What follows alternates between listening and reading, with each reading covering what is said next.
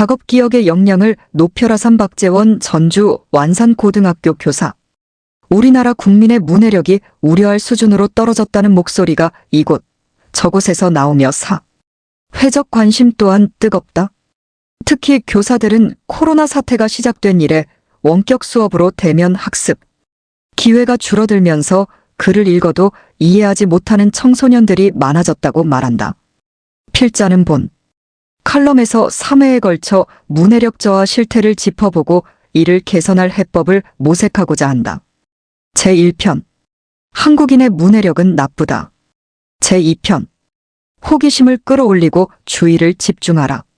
제3편 작업 기억의 역량을 높여라. 독서는 뇌의 정보 처리와 처리된 정보들이 통합되어 응고되는 과정이다. 그러므로 다독이나 정독 등 독서법의 종류가 아닌 뇌의 구조와 메커니즘에 기반을 둔 독서법. 이 문해력에 효과적이다. 이번 칼럼은 과학적 독서법에 대한 연재의 마지막으로 독서의 목표인 텍스트에 대한 이해에 대해 쓰고자 한다. 이해는 대뇌 피질에서 일어나는 정신작용이다.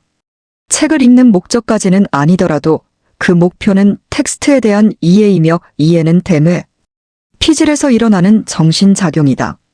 그러므로 뇌의 기능성 장애가 없으면 작업 기억에 서인직과부하가 걸리지 않도록 책을 읽어야 한다. 인직과부하는 뇌에서 측두엽에 접한 해마와 관련되어 있다. 해마는 작업 기억 용량이 평균적으로 45개 청크이고 해. 마로 들어온 정보는 보통 1530초 정도만 유지되기 때문에 그 이상으로 들어온 정보가 작업 기억으로 처리되지 않는다.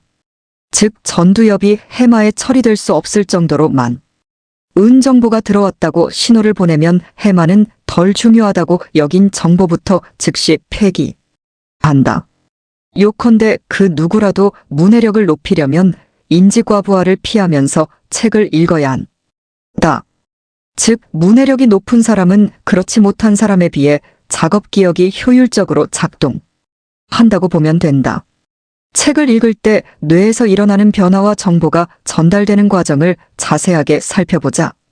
책을 읽으면 지난 원고에서 밝혔듯이 주의를 집중한 내용만이 뇌의 시상으로 들어가며 시상을 둘러싼 시상하부를 거쳐 시각 중추인 후두엽의 1차, 2차, 3차, 4차 시각피 질에서 색깔, 선, 경계, 전제 윤곽 형태, 색채 등으로 구분되어 분석된다. 그 후에 바로 옆에 있는 연합 영역으로 이동하여 과거 경험과 비교되면서 서로 결합하여 하나의 이미지로 완성된다. 그 이미지가 이미 장기 기억에 있으면 전두엽 앞쪽인 전전 두엽은 즉시 그 이미지를 끄집어내어 정보를 이해한다. 그러나 처음 후두엽으로 들어온 정보는 바로 연합 영역으로 가지 않는다. 편도체와 상호 교류하면서 내후각 피질 을 거쳐 해마의 치상액 CA3, CA2를 지난 후에 연합 영역으로 이동한다. 이때 측두 엽과 두정엽이 맞닿은 부위에 있는 각회는 중요한 역할을 한다. 시각연합 영역에서 이 미지로 출력된 낱말을 음절에 이어 음소로 세분한 후에 다시 결합하여 소리말로 바꿔준다. 이후에 소리로 바뀐 낱말은 측두엽의 베르니케 영역으로 옮겨져서 그 의미는 파악되며 이후에 전두엽의 브로카 영역으로 보내져서 글의 구조에 맞춰서 문장 단위로 해석된다. 그림일 대뇌 피질의 구조. 그러므로 이 과정이 잘 되도록 하는 책 읽기 방식이 곧 과학적 독서법이며 부모나 교사가 아이가 읽는 책을 효과적으로 이해하기를 원한다면 따라야 할 원칙이다. 관련된 몇 개의 세부적인 툴을 소개한다. 1. 능동적으로 청킹을 해야 한다. 청킹 처킹은 뇌의 기저핵이 작업 기억의 부담을 줄이기 위해 정보를 규칙이나 순서에 맞춰 처리하는 인지 기술이다. 전화번호 1024-55이 있다고 하자. 총 11개의 숫자가 있으므로 작업 기억의 용량을 고려하면 3번의 작업이 이루어져야 한다. 그러나 1024-55처럼 숫자를 3개의 덩어리로 묶으면 한 번에 처리될 수 있다. 특히 뇌는 인간 진화에서 에너지 소비를 줄이려고 정보를 연결해 왔으므로 청킹에 익숙하다.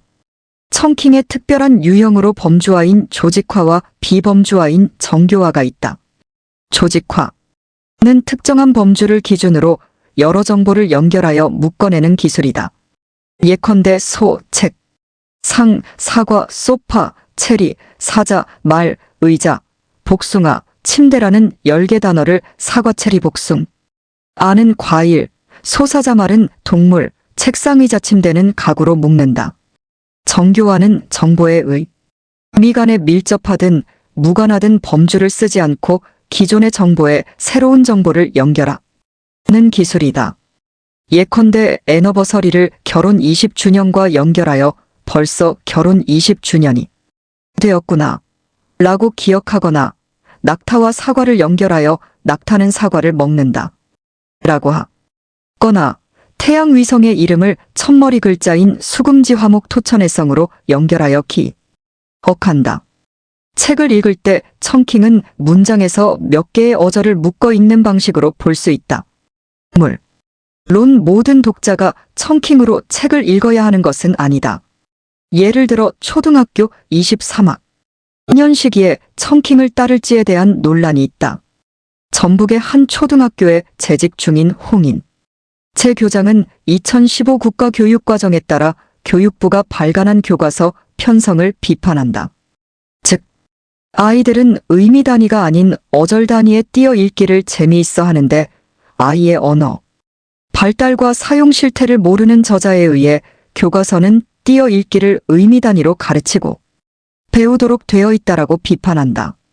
더 나아가 2015 개정 교육과정은 아이들의 발달에 맞춘 교육과정이므로 교과서를 재구성하여 가르쳐야 한다. 라고 촉구한다. 이 쟁점과 관련해 초등학교 2학년 1학기 교과서에 나오는 누가 더 자연스럽게 글을 읽고 있는가? 라는 문장을 보자. 창민 수컷 사슴벌레는 큰 턱을 가지고 있어요. 어절 단위 읽기. 민경 수컷 사슴벌레는 큰 턱을 가지고 있어요. 의미 단위 읽기. 내 생각은 홍인재 교장 선생님과 좀 다르다. 이 문장을 보면 창민과 민경의 글을 읽는 방식은 다르지만 둘 다 문제라고 볼 수 없다. 문장이 한 시선으로 처리할 수 있는 청크 수준을 벗어나지 않고 있다. 예를 들어 수컷과 사슴벌레를 띄어 읽거나 띄어 읽어도 작업 기억이 정보를 이해할 때 아무런 문제가 되지 않는다. 즉 문해력 수준이 비교적 높은 아이의 경우에 의미 단위로 끊어 있는 방식이 잘못된 읽기라고 할 수 없다. 오히려 글을 읽는 습관을 본격적으로 기르는 이 시기에 의미 단위로 글을 읽을 수 있는 아이들에게 어절 단위로 읽는 습관을 들이면 잘못된 습관 탓에 문해력 향상을 방해할 수 있다. 그러므로 부모나 교사는 책을 읽기 전에 아이에게 책 내용 일부를 요약해보라고 하면서 문해력 수준을 파악하는 독서 지도가 효과적이다. 또한 이에게 글에 연필이나 형광펜으로 이해하는 만큼 사선을 치면서 책을 읽게 하면 아이 수준에 맞는 최적의 읽기 단위를 찾아낼 수 있다. 보통 문해 수준이 낮을수록 학교 급이 낮거나 같은 학교급이면 저학년일수록 어절 단위로 읽고 문해 수준이 높을수록 학교급이 높거나 같은 학교급이면 고학년일수록 25어절이 묶인 구나 절 단위로 읽는 방식이 좋다. 이 책을 읽을 때 딴짓을 하지 않아야 한다. 지하철에서 책을 읽을 때 옆에 앉은 두 승객이 대화 중이면 그들의 말소리와 책 내용을 동시에 이해할 수 없다. 뇌는 시각 정보를 청각 정보로 바꿔서 이해하므로 책을 읽더라도 시각 정보가 청각 정보로 바뀐 탓에 뇌의 입장에서는 두 소리를 듣는다고 받아들인다. 이를 양분 청취라고 하는데 측두엽의 구조 탓에 일어난다. 알다시피 측두엽은 좌뇌와 우뇌에 나눠 있으므로 좌뇌 쪽에서 우뇌 쪽에서 각각 청각 피지를 통해 동시에 두 소리를 들을 수 있다. 하지만 그 다음이 문제다. 청각 정보를 이해하는 베르니케 영역은 좌측 측두엽에만 있으므로 청각 정보로 들어온 모든 정보는 측두 옆 한쪽, 에만 있는 베르니케 영역 쪽으로만 몰림으로써 병목 현상을 피할 수 없다. 여러 길에 서달리던 차량이 한쪽 길로만 가야 하는 상황에서의 차량 정체를 생각해보면 된다.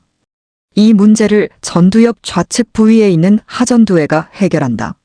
하전두회는 측두엽으로 어온 여러 청각 정보 중에 한 정보만이 베르니케 영역을 통과하도록 허용하고 나머지 청각 정보는 버려지게 한다. 그러므로 지하철 안에서 책을 읽을 때 각회는 그 내용을 소리덩어리인 청각 정보로 바꿔서 베르니케 영역으로 보내지만 옆자리 사람들의 화소리가 계속 들리면 전두엽의 하전두회는 책 내용과 대화 소리 중에 어느 한 정보는 베르니케 영역을 통과하지 못하도록 차단한다. 그리고 여러 개의 글이나 소리 등이 동시에 뇌에서 처리되는 멀티태스킹은 실제로 일어나지 않는다. 뇌는 작업 기억용, 수량이 제한된 탓에 집중력이 요구되는 여러 인지 작업을 동시에 수행할 수 없다. 식사 중에 대화하거나 샤워 중 노래를 부르거나 운동장을 달리면서 과제를 떠올리는 것은 멀티태스킹이 아니고 습관과 관련된 선조체에서 무의식적으로 매개되는 자동 반복적인 반사일 뿐이다. 독서 중에는 모르는 단어 등을 찾는 것을 제외하고는 스마트폰이나 컴퓨터를 하지 않아야 한다. 주위가 시끄럽거나 책 읽는 중에 음악을 듣거나 여러 시각 자극이 이어 들어오는 곳에서 책을 읽으면 인지과부하만 초래할 뿐이지 텍스트를 제대로 이해할 수 없다.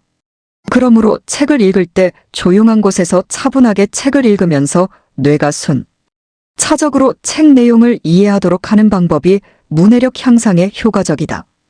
이어폰을 끼고 음악을 들으면서 책을 보면 그 내용이 더 잘 이해된다는 아이들의 이야기는 그럴 듯하지만 거짓말이라고 봐야 한다. 3이미지를 활용하면 시너지 효과를 낼 수 있다. 그림 이미지 정보는 인지 과정에서 병목 현상을 일으키지 않을 수 있다. 예컨대 사과 그림을 보면서 사과 단어를 듣게 되면 사과 정보를 쉽게 기억하듯이 이미지와 함께 들어오는 음성 정보는 인지 부담을 줄인다. 그런데 뇌는 이미지를 먼저 처리하므로 글과 그림이 있는 책을 읽을 때 글보다 이미지에 먼저 주목한다. 즉, 익숙한 이미지가 함께 있는 책그림책을 읽으면 문해력에 도움이 된다. 전두엽은 익숙한 이미지 정보일수록 인지 부담을 덜 느끼므로 문해에 유익하지만 낯선 이미지는 병목 현상을 피할 수 없다. 그러므로 독서 초보자일수록 자주 본 듯한 그림이 들어있는 그림책을 읽는 방식이 좋다. 그림책은 독자가 인지과부하 없이 쉽게 글을 이해할 수 있도록 사파를 넣은 책으로 아직 읽는 능력이 부족한 유아기, 미취학 아동, 초등학교 저학년 학생들에게 도움을 준다. 글을 읽는 능력은 한 번에 발달하지 않고 시기를 두고 이루어지기 때문이다. 그러나 거듭 강조하지만 모든 그림책이 도움이 되지는 않는다. 글 내용과 밀접하지 않은 사파가 많이 들어간 그림책은 피해야 한다. 예컨대 생각하지도 못한 깜찍한 릭터 웃음을 유발하는 코믹한 그림, 주제와 무관하지만 흥미로운 그림은 아이에게 호기심을 불러일으킬 수 있지만 이런 그림들은 뇌의 인지 부담을 줄이지 못하며 글을 이해하는 데 별 도움이 되지 않는다. 내가 비주얼 싱킹에 대한 우려를 하는 것도 이런 맥락이다. 교수학습에서 그 기법이 무용하다가 아니라 남용되었거나 오용되었을 때 오히려 학습을 방해한다는 의미로 화폐로 비유하면 양화가 아닌 악화로 작용한다는 점이다. 주제와 관련된 여러 장의 사파를 중복적으로 넣은 그림책도 피해야 한다. 글자보다 그림을 통한 학습이 주제를 빠르게 이해할 수 있지만 한 번에 한 그림씩만 뇌에서 처리되므로 인지 부담을 피할 수 없다. 그래프나 표가 많이 들어있는 그림책도 아이일수록 권장하지 않는다. 그래프나 표는 순수한 이미지만이 아니라 숫자와 글자 등으로 체계화된 그림이고 아직 그들의 전두엽은 충분히 발달하지 않았기 때문이다. 즉 아이의 뇌는 글과 도표가 동시에 들어올 때 생기는 인지적 병목 현상을 피할 수 없다. 그림책이 초등 고학년 중학교 단계에서 중심적인 책으로 읽히지 않도록 해야 한다. 독서는 뇌에서 이루어지는 자연스러운 인지 활동이 아니다. 뇌가 글을 읽으려면 낱말의 철자를 소리 철자로 바꿔야 하고 이 소리 철자를 결합하여 하나의 소리 낱말로 재구성하며 무슨 의미인가를 판단해야 한다. 그런데 인간의 뇌에는 이 문제를 결할 수 있는 해독 경로가 주어져 있고 초등 고학년 대부분은 난독증이 없다면 해독 경로가 발달되어 있으므로 책을 줄글 중심으로 읽도록 권장해야 한다. 또한 교과서 등도 줄글 위주로 되어 있으므로 그림책에 길들여지면 책을 읽는 속도는 더디어지고 책을 완독하기란 쉽지 않다. 무엇보다 꼭 그림이 있어야만 책의 글을 이해하는 것도 아니다. 책에 그림을 넣은 목적은 어휘력 부족 등 읽기 발달 단계를 고려하거나 글의 의미를 명료하게 이해시키는 데 있다. 사반복만이 살 길이다.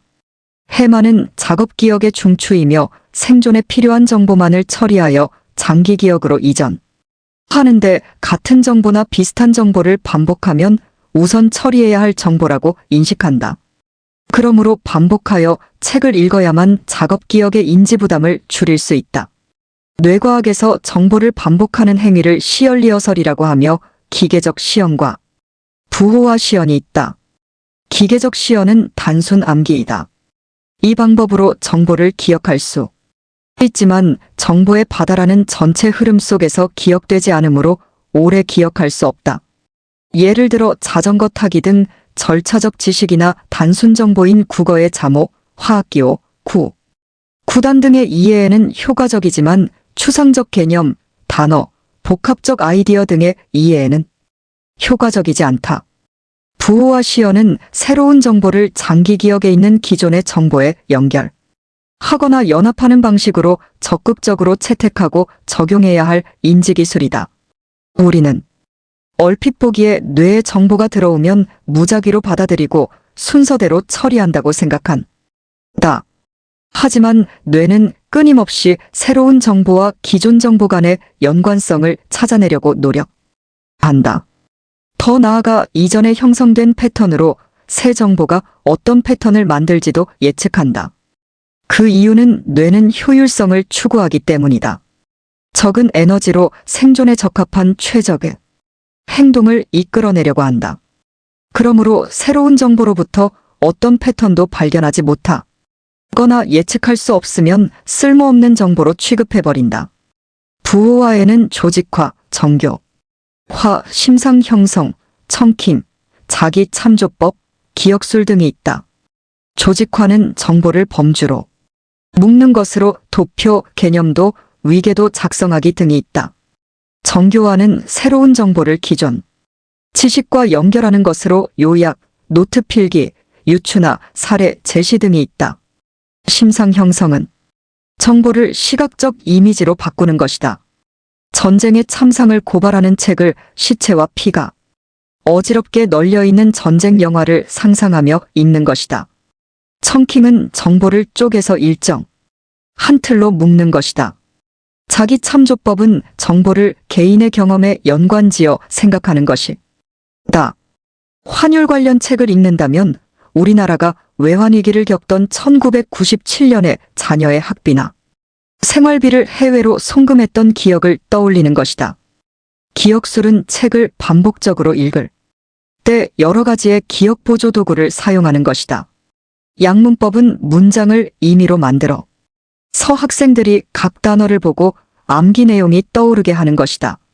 예를 들어 거참, 이마에서 사마귀가 나돌아다니다니 라는 문장을 이용하여 신라왕 칭호의 변천순, 서인 거서간 마이너스 차차웅 마이너스 이사금 마이너스 마립간을 암기하는 것이다. 약어법은 어떤 주제나 개념, 을 한 단어 또는 한 구절로 보여주는 것이다. 가령 아껴 쓰고 나눠 쓰고 바꿔 쓰고 다시 쓰자의 첫 글자만 따서 아나바다로 기억하는 것이다. 독자는 뇌가 책 내용에서 패턴이나 연관성을 쉽게 찾을 수 있도록 항상 부호화하면 반복적으로 책을 읽어야 하며 부호화 습관을 기르도록 아이들에게 연습하게 하는 독서 지도는 문해력에 중요하다. 따라서 부모나 교사는 청소년기에 특정 패턴을 제시하고 오직 그 형식을 따르라고 지도하지 않아야 한다. 이 시기에 아이들의 뇌에는 패턴 구성 능력이 한층 발달하므로 다양한 패턴의 시냅스가 만들어지도록 부호화 방식을 바꾸면서 책을 읽도록 해야 한다. 그래야만 아이 뇌의 시냅스도 강화되고 전두엽 자체도 두꺼워지며 후두엽도 발달함으로써 뇌 전반이 활성화된다. 즉 부모나 교사는 아이들이 글의 문장과 문장, 문단과 문단 사이에 놓여있는 일정한 패턴을 찾으면서 책을 읽는가를 주의 깊게 관찰하고 부호화 능력이 부족한 아이라면 글에서 일정한 패턴을 찾을 수 있도록 다양한 부호화 방식을 알려주면서 책을 읽도록 장려해야 한다. 5. 배경 지식이 많아야 한다. 책을 읽으면 전전두엽은 똑같은 지식 또는 비슷한 정보가 뇌에 저장되었는지를 검색하고 새로운 정보에 연결하려고 한다. 그러므로 과거의 정보와 똑같거나 비슷한 정보가 들어오면 쉽게 받아들이고 더 오랫동안 기억한다. 잘 아는 정보일 경우 0.1초, 0.2초 사이에 장기 기억으로 남아있던 배경 지식이 활성화되지만 잘 모르는 정보일 경우에는 0.2초에 한 번 꼴로 배경 지식이 활성화되고 0.4초에서 한 번 더 폭발적으로 배경 지식이 활성화된다. 즉 2단계 과정을 거침으로 장기 기억을 인출할 때 시간이 소요된다. 그래서 배경 지식이 적은 독자는 작업 기억에서 인지과부하를 일으킴으로 새로운 정보를 쉽게 이해할 수 없다. EBS에서 출간된 당신의 문해력 2021이 문해력 문제를 해결하는 바이블처럼 유행했는데 그 책의 키워드는 어휘력이었다. 즉 많은 낱말을 정확하게 이해할 경우에 문해력이 높다가 요지였다. 맞는 말이고 바로 배경 지식이 많아야 하는 점을 지적한 책이다. 그러므로 책을 읽는 중에 모르는 낱말이 나오면 사전에서 그 의미를 찾으면 읽어야만 인지 부담을 줄일 수 있다. 혹자는 책을 읽을 때 사전을 활용하는 방법이 비효율적이라고 충고한다. 시간이 부족하고 낱말 뜻이 문맥에 따라 달라지므로 글의 앞뒤 문장을 통해 짐작하는 편이 낫다는 지적이다. 이런 충고를 틀렸다고 할 수 없다. 낱말 하나하나는 원래 모호하며 종이사전이든 전자사전이든 모든 맥락을 고려한 의미를 보여주지 않는다. 예컨대 수는 우유를 바닥에 쏟다 라는 문장을 읽었다고 하자. 이때 쏟다의 의미는 다음 문장에 따라 달라진다. 다음 문장이 선하는 걸레를 가져오려고 급히 일어났다. 라고 돼. 있으면 쏟아진 우유로 인해 바닥이 어지러워질 것이라는 의미를 보여준다. 그러나 철수는 그녀에게 다시 우유를 주려고 자리에서 일어났다. 라고 하면 쏟아진 우유의 양이 적다. 라는 의미를 보여준다. 즉 쏟다의 의미는 특정한 맥락에서 정해진다. 다만 맥락은 두 개의 사건과 관련된 것이므로 한 문장에서 모르는 낱말을 알게 해주지는 않는다. 즉 낱말의 폭과 깊이가 부족한 아이에게는 맥락적 읽기는 별 도움이 되지 않는다. 그러므로 추론 등 독해, 전략으로 글을 이해하라는 충고는 아이들에게 자신감을 심어줄 수는 있지만 어휘력이 부족한 아이의 경우에는 문해력에 별 도움이 되지 않는다. 보다 근본적인 문제도 있다. 그래서 맥락은 독자들이 의도된 추론을 할 수 있을 만큼 충분한 단서를 제공하지 않는다. 다음의 글을 보자. 성훈이가 자는 방의 창문을 통해 외계인 둘이 들어왔다. 그들은 어떤 목적을 가지고 지구를 방문해서 성훈의 방을 그들의 최종 목적지로 정했다. 그들은 전자총으로 성훈을 쏴서 형체도 없이 사라지게 했다.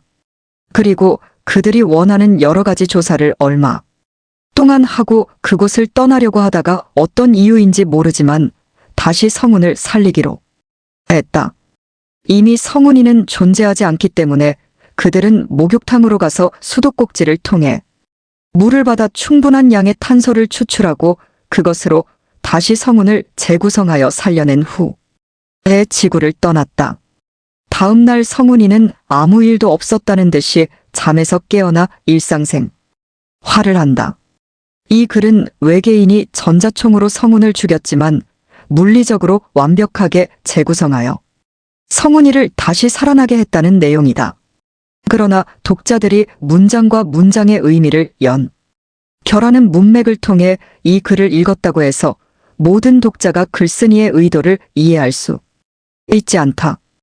그래서 전자총으로 제거된 철수를 탄소 원자로 재구성하여 아무 일도 없었다는 듯이 일상생활을 하게 한다는 것은 인간의 정신적 속성이 물리적 속성에 근간을 두고 있으며 물리적 속성을 복원하면 정신적 속성도 완벽하게 복원된다.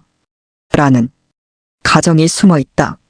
이처럼 글에는 글쓴이가 생략한 정보가 있으므로 글의 맥락에만 대면 오독할 위험성이 있다. 설령 독자들이 낱말이나 글을 맥락을 활용하여 문단을 이해하더라도 문단과 문단을 결합하여 전체적인 의미 통합에는 실패할 수 있다. 즉, 일관성이 없는 글이라면 글쓴이의 의도를 명료하게 찾아낼 수 없다. EBS 당신의 문해력 제작팀은 인하대 신명선 교수와 함께 어휘력 부족이 학업성 취도에 미치는 영향을 알기 위한 실험을 했다.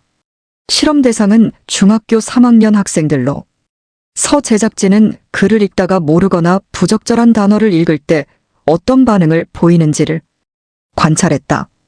먼저 단어 사용에서 오류가 있는 글을 읽을 때 아이들이 어떻게 반응하는지를 살펴보았다. 실험에 제시된 단어는 핵심어는 아니지만 글을 제대로 이해하려면 비핵심어까지 정확하게 해석해야 하므로 문해력에 끼치는 영향은 작지 않다. 제작팀 은 2020년 9월 21일 동아 사이언스에 게재된 개미사회에도 감염병에 맞선 치열한 투쟁이 있다라는 글의 곳곳에 부적절한 단어를 넣어 학생들에게 읽게 했다. 그리고 그들이 단어에 머무는 시선을 관찰했다. 다음은 실험에 제시되었던 글을 발췌한 것이다. 유래 없는 신종 코로나 바이러스 감염증 코로나19 사태에 인류가 당황하고 있다. 동충하초 균류는 개미 몸으로 들어가 감염된 개미를 조장. 동물사회가 질병의 확충확산한다. 을 줄이기 위해 능동적이고 민첩하게 움직인다는 사실을 확인한 최초의 과학적 연구였다. 그랬더니 어휘력이 부족한 학생들은 부적절한 단어가 나와도 주목하지 않았고 이해 모르는 단어나 확실히 아는 단어에만 집중하는 모습을 보였다. 반면 어휘력이 높은 학생들은 부적절한 단어에 시선을 고정하는 시간이 길었고 다음 내용으로 넘어갔다가도 다시 부적절한 단어로 돌아와 주목했다. 두 번째 실험은 단어의 난이도가 다른 두 개의 글을 제시했다. 그리고 시선 추적 장치를 통해 어려운 글을 읽을 때와 쉬운 글을 읽을 때의 반응이 어떻게 달라졌는지를 확인했다.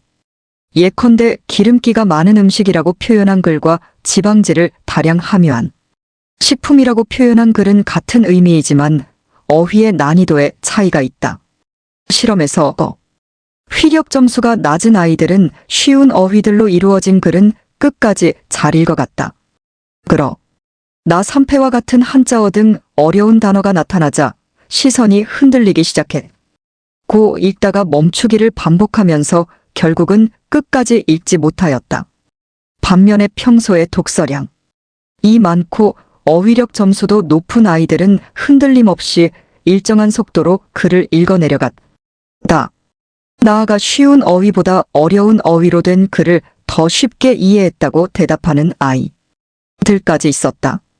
시선 추적 관찰도 첫 번째 실험처럼 아이들의 어휘력 차이가 글을 읽는 태도와 글의 내용을 이해하는 수준에 큰 영향을 미친다는 사실을 보여주었다. 특히 어려운 단어를 접했을 때의 태도, 비핵심어까지 세밀하게 읽고 해석하려는 점에서 큰 차이가 났다. 결국 부모나 교사는 추론에만 의존하지 말고 아이의 어휘력이 올라갈 수 있도록 서지도를 해야만 문해력을 높일 수 있다. 그리고 어른들도 책을 읽을 때 깊은 독서를 하려면 어휘력을 늘리는 일을 함께 해야 한다. 예컨대 다양한 분야의 책을 읽게 하고 모르는 단어를 사전으로 찾아 낱말과 관련된 많은 용례를 보도록 해야 한다. 육맥락을 만들어줘야 한다. 영국의 심리학자인 고든과 베들리 가던 앤드 BADDELEY 연구팀은 기억이 맥락에 의존하는지에 대한 실험을 했다.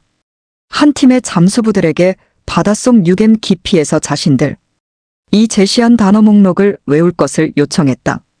그리고 그 이튿날 그 잠수부 팀을 두 그룹으로 나눴다. 한 그룹은 어제 입수했던 바닷속 유겜 깊이의 공간으로 다시 돌아가도록 했고 남은 한 그룹은 육지에 남겼다. 그 후에 연구자들은 각각의 그룹에 어제 외웠던 목록 중에서 몇 개의 단어를 외우고 있는지를 물었다. 연구팀은 육지에 남겨진 그룹이 단어 목록을 더 잘 외울 것이라고 기대했지만 실험 결과는 예측을 빗나갔다. 바닷속 유겜 깊이의 공간으로 다시 돌아간 잠수부들이 육지에 남은 잠수부들보다 35% 이상 더 많은 단어를 기억해낸 것이다.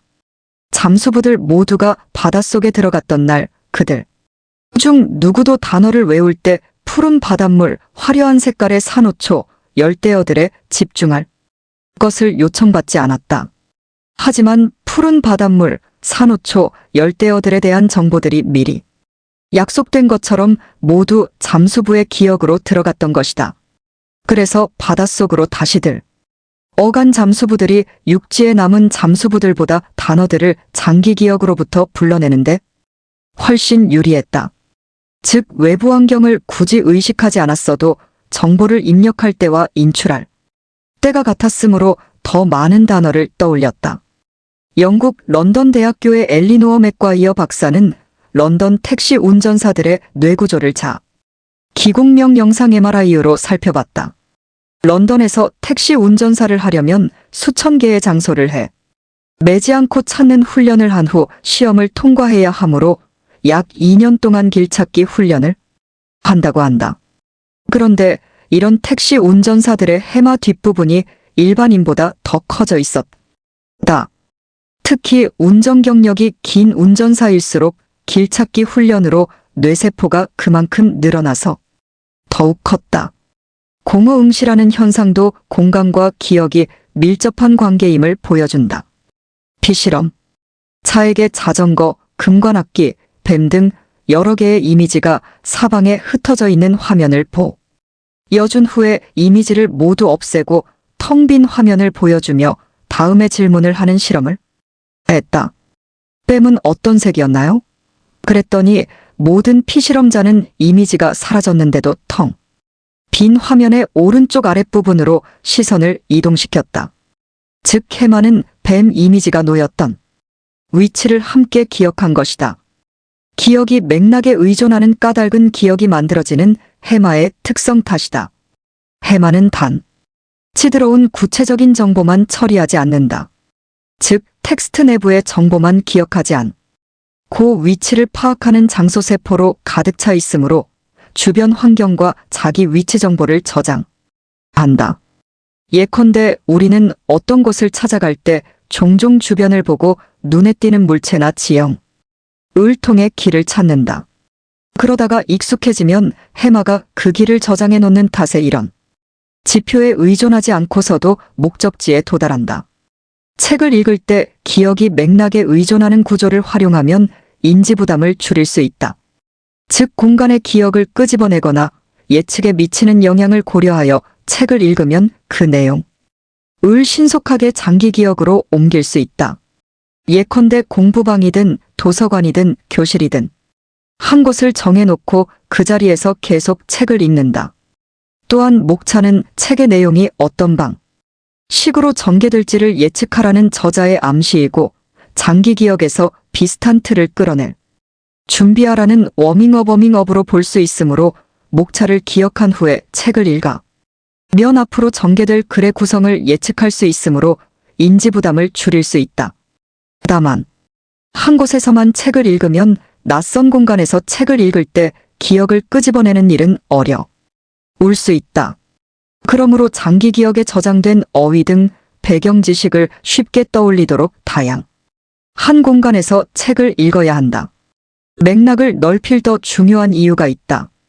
어떤 새로운 기억도 개인적 경험인 일화 기억에서 출발하여 보편적 지식인 의미 기억으로 발전된다.